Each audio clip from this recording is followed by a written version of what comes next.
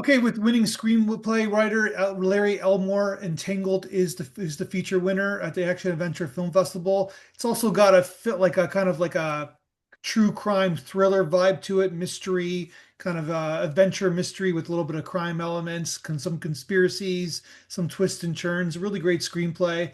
So Larry, give what's the pitch? What's the give people the tell people what the script's about? Well, so as a writer,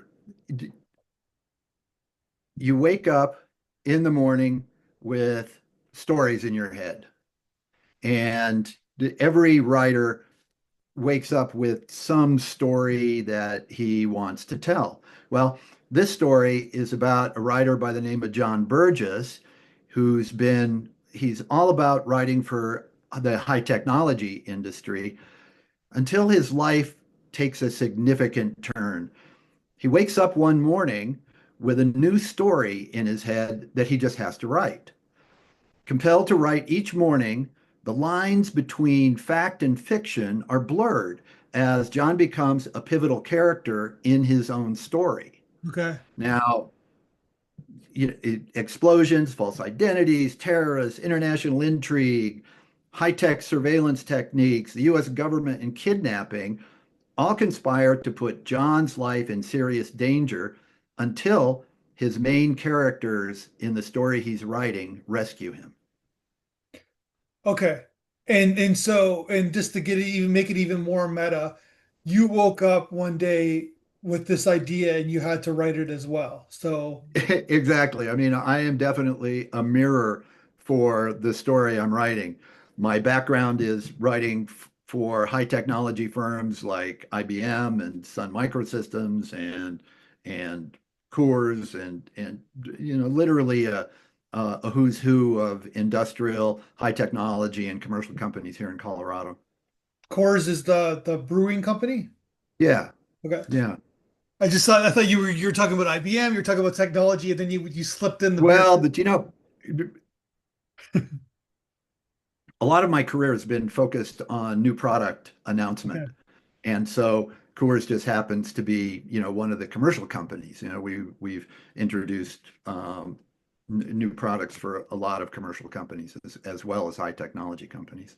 So you're a writer by trade, and then so when did you start writing wanted to start writing screenplays or like when was screenplays come into the picture for you? Well, I early 1990, I wrote the first draft on, well, actually I conceived this environmentally focused program for kids long before the current climate uh, challenge was recognized. And I originally conceived it as a graphic novel and so developed a graphic novel out of that, and then um, figured that the next step after that was to take it to animation, and ended up spending, oh, I don't know, about 6 weeks in Hollywood, shopping it to Filmation and Nelvana, and I had Spielberg's team. They took a look at it. The out of it was everybody passed. Okay. Not then that's not unusual. You just really know what you don't know what is going to resonate with production companies at any given It's all time. about timing as well. Like what's kind of what stories are being want to be told at the same time. Yeah. Exactly. Yeah. Yeah, as I would say timing is everything. Yeah. So why for this particular screenplay, why Entangled? Why is the script called Entangled? I'm a fan of quantum science. Okay. So at that level, when you look at the the relative science around quantum and where the quantum field, it's become pretty much understood that at that level, all waves rather than particle physics, all wave physics, everything is entangled. And so it seemed like a natural way to write a story that incorporated the individual's thought process, the creative side, with actual physical matter, and hence then entangled. So and time and the reference of time becomes very, very evident in the way the story develops. I mean, when John Burgess starts writing his story, he doesn't have any idea, you know, that he's really writing about real people. And it's not until, you know, I don't know, second act, I think, when he becomes aware of the fact that he's actually writing about people in real life, when the events that he's written about show up in the news. And Mm. so there's this whole relationship, interrelationship between time and the reference that time and how time interacts with the individual. You know, one of my favorite Einstein quotes.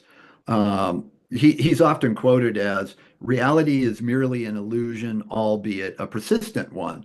But what he actually said was, for us believing physicists, the distinction between past, present, and future is only a stubbornly persistent illusion. You know, so it if you know, there's always this I don't know, dichotomy between what we experience in our lives and the and our imagination as to what we would like to experience. And so, you know, it's just kind of out there trying to, you know, just exploring that relationship, and Entangled is the result of that.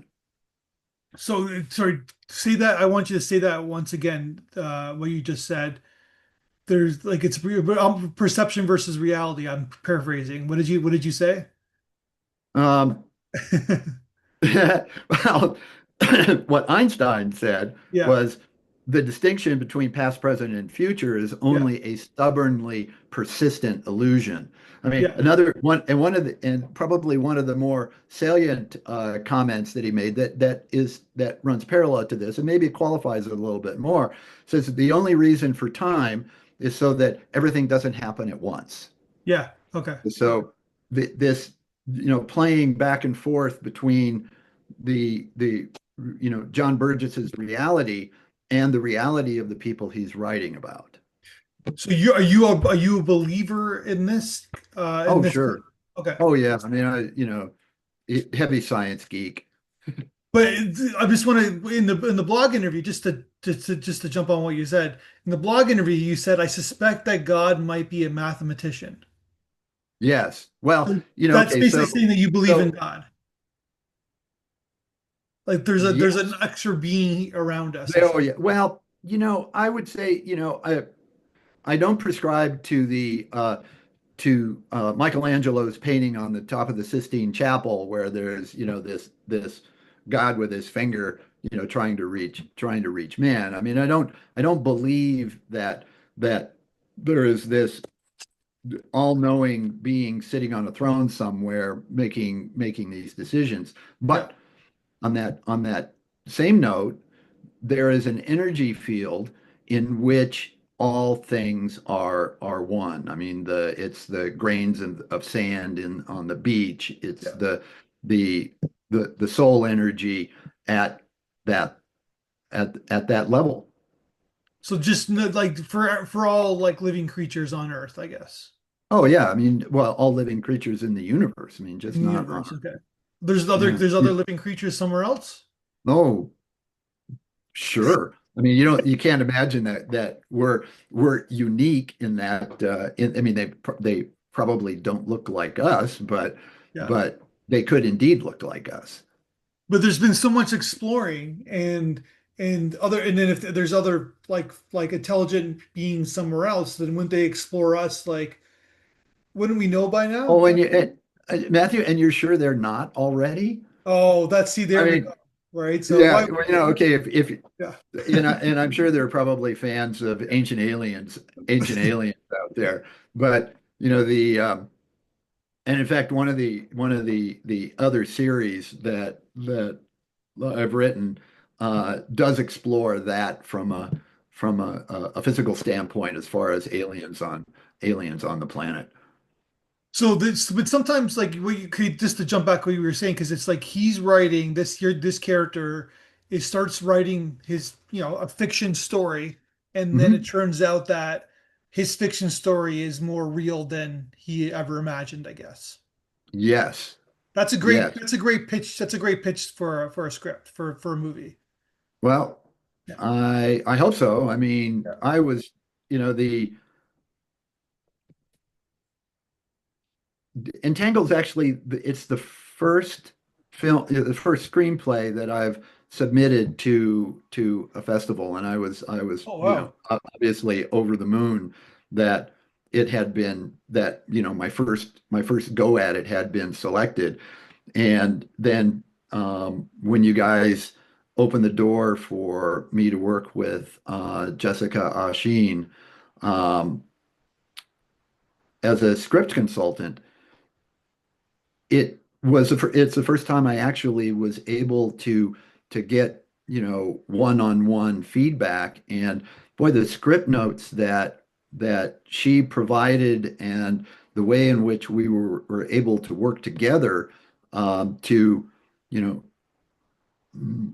expand characters' relationship, find more emotional reality for some of the characters and how they would respond. I mean, the whole process of the film festival is one that I really do appreciate. Oh, that's amazing. That's amazing. So then, yeah, so you did. So we do like script consultants. You submitted to the festival, then you did the one-on-one script consultants. But I want to jump back to you, and you said that after all these years, you decided to submit to festivals. Why? What was the I the final inspiration to do that? Well, I hadn't discovered ISA. I only discovered ISA, I don't know, maybe mid last year and kind of put it aside because I was busy doing other things. And it was that when in November, I had all of these, I had a lot of treatments and not many finished scripts. And when I started realizing, how I might be able to use ISA to help, develop the scripts, get them out there, you know, well, I mean, writing is a solitary uh, workspace. I mean, you're here in your own head, putting down ideas, but you never really know whether anything is good until somebody else is able to read it. And ISA and the film festival gave me that opportunity. So over the over the past 6 months or so, I've converted 5 out of 6 of the screenplays that I've written from treatment to screenplay, and Entangled being the first one that I finished and was able to submit. Oh wow! And then you were getting you got like initial feedback, so from other festivals, and what was your reaction to the because I'm sure there's like no matter what there's like nervous energy, I guess, especially if you've never done it before, getting strangers feedback. Yeah, no, the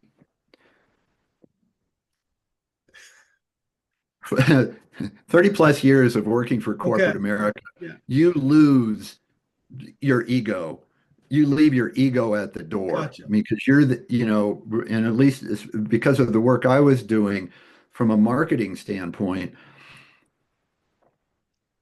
it everybody's a critic, and I've learned to believe that that there's incredible benefit from having other people review the work and give you feedback so that then you can make it better.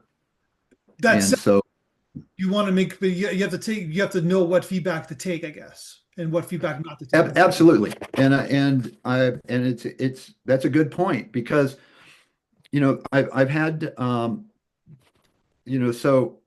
I didn't rewrite everything that Jessica had suggested, Mhm. simply because where I saw it going in the future, some of those elements would be revealed, in the sequel. Yeah. So Oh, there is a so sequel. Okay. oh yeah, it's all I don't know that it's going to be called Entangled again, Yeah. but I'm already, making notes on where John or somebody like John could be going. Gotcha. So you didn't, it's already written, the sequel? No, no, Okay. I'm in the notes taking Okay, stage. gotcha. And so in terms of plotting, like it's like in terms of the plotting, because there's a lot going on in this script. There's, like I said, twists and turns. There's the CIA gets involved. Tell me about your like you do like is it like you just write a first draft and then you go back to rewrite? Like what's your process? I write a treatment Sure. Okay. and my because it's um trying to write creatively and format something is not in my it's not in my genome. It's much easier for me just to, you know, kind of take a stream of consciousness approach and write and let it flow out. And my treatments can be really detailed. I mean, down to, the dialogue that incorporates, that moves the story along, because dialogue makes things happen, Yeah. and it leads you down the dialogue leads you down the road. So I'm a treatment guy. Write the treatment first, and then convert it to script format. And when do you know you're ready? Well, when the treatment's done, how do you know? Well, when I make it to the end, when I make it to the end of the story, Yeah. Okay. that's usually the dead giveaway to me. Okay.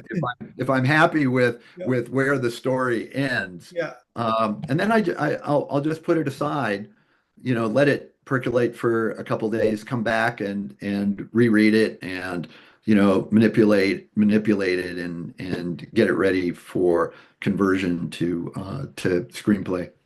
Do you like write from page one to page at the end, or do you write the end first? Like, or do you are like a linear kind of writer after the I'm a treatment? linear guy. Okay. Where, one event leads to the next, and in all honesty, oftentimes I have no idea where it's going. Okay. Sometimes I'm really surprised, by where the characters take me on that road. So there like this concept has been done like I guess on a comedic level or other ways where the writer becomes a character and it's in his own novel, Hmm. his own Hmm. story, I guess, right? Like I just Yeah. funny, I just like 2 weeks ago I just watched Adaptation for the first time maybe since it came out like 20 plus years ago.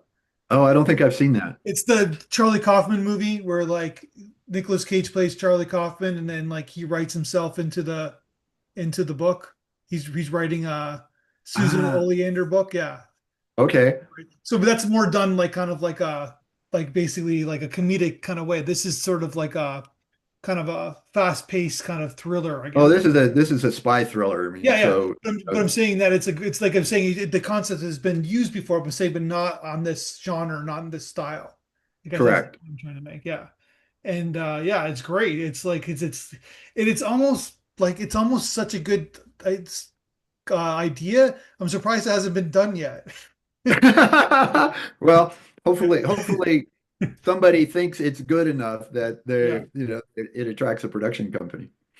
And so let me like just to go back one more second. So quantum science, what is the definition? Like I know this is kind of like you're not an expert, or maybe you are. No, What is the no. I mean, definition of let's quantum we'll silence? put it into simplicity. And there are two branches of physics. There's Okay. particle physics, which is all about, knocking on wood, the solid part Okay. of the physical universe that we live in. And then there's quantum physics, which is wave physics. So, and it's literally where all information is stored. So all of and boy, it's um I don't know how to, how to explain it any differently. The nature of the universe. I mean, a lot of times a lot of particle physicists, at least at Albert Einstein's level at that period of time in the 1900s, quantum was only imagined. Mhm. Everything was particle physics.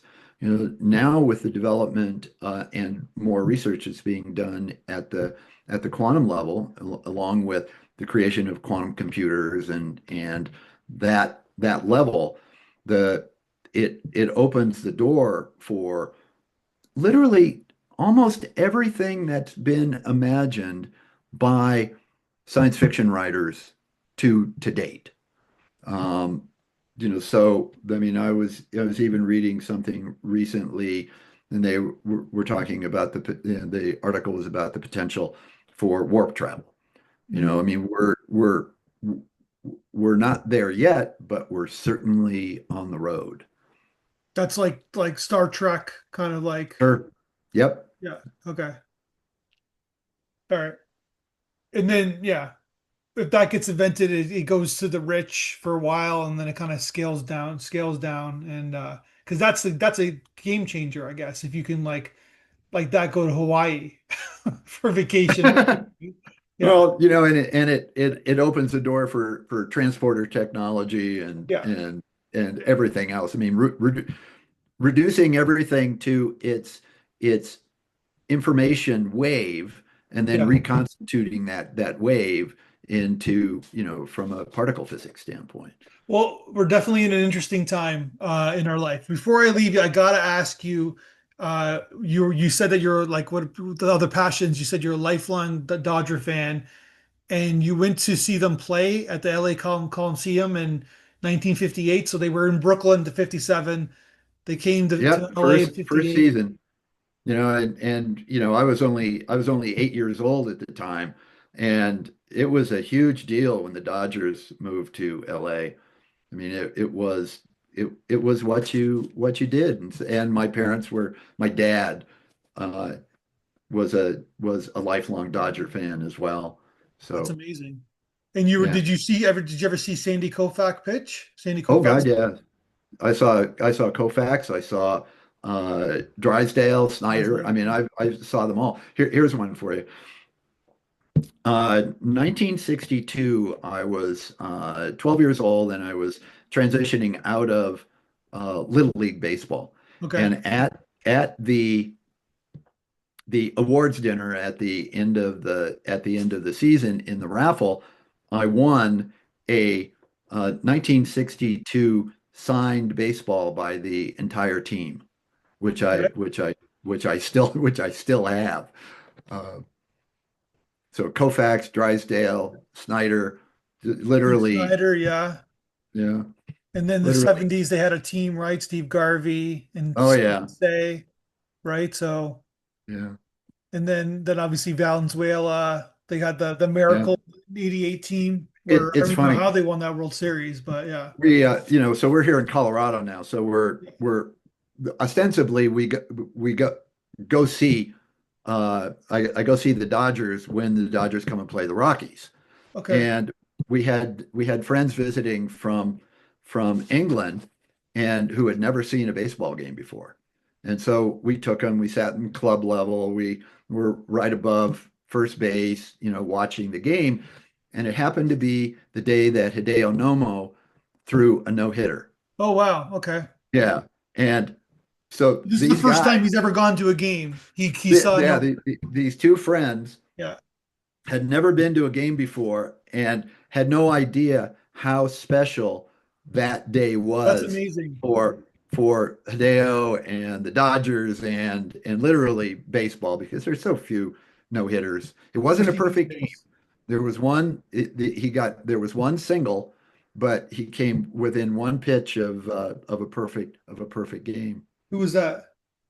Hideo Nomo. Oh, so okay, so you're like people can go to hundreds of games and they can never see a no hitter in this Oh country. yeah. Oh, Is this the only absolutely. no hitter that you watched?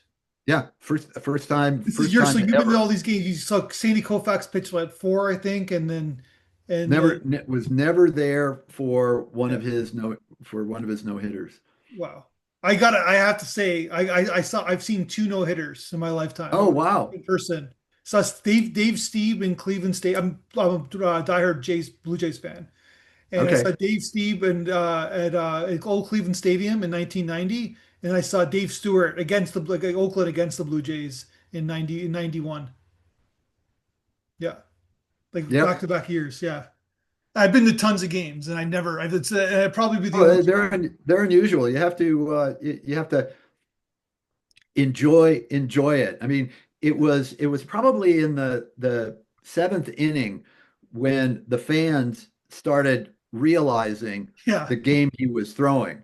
yeah, And it eventually the entire stadium was rooting for sure. Rodeo. They didn't care whether the Rockies won or lost the game. They wanted to see a no-hitter. Yeah, and but now these days, it's even if you're pitching a no hitter, they take the pitcher out in the seventh and Well, sixth. it's very unusual for a pitcher to pitch nine full innings Yeah, now. it's I impossible. mean, Like they don't it's a do it. story if they do. Yeah, yeah. Yeah. I mean, the game is played completely different. It's so different. Yeah, back it's so different. All right, well, Dodgers, maybe Dodgers Blue Jays World Series this year. Who knows? But Good chance. well, yeah, but you guys are kind of like should be playing better. I know we're doing this podcast in June of 2025. You guys should be playing a little bit better. You're like kind of like hovering along, but you know you're going to win 100 games, but We'll right? see. We'll see. Okay, that's a good way to put it. But all right, well, I'll talk to you soon. Congratulations on the winning screenplay, and yeah, I'd love to see what you do next, and maybe we'll talk again when you win another screenplay. Sounds good. All right, thanks.